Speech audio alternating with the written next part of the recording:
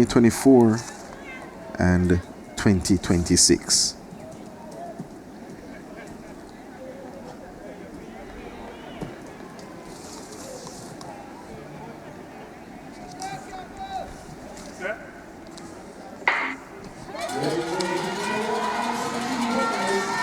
So on the 17 boys, 400 meters on the way.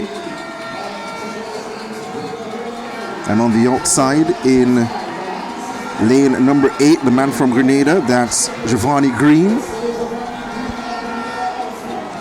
He's clearly well away from the field at this point. On the inside going well is Coward of Barbados. He's running out of lane number 2.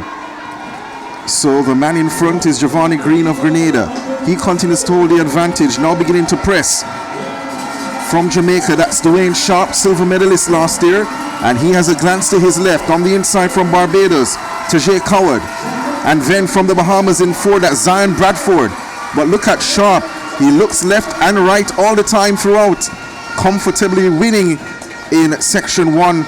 Sharpe of Jamaica taking the first section of 2 in the under 17 boys 400 meters. You get a replay here.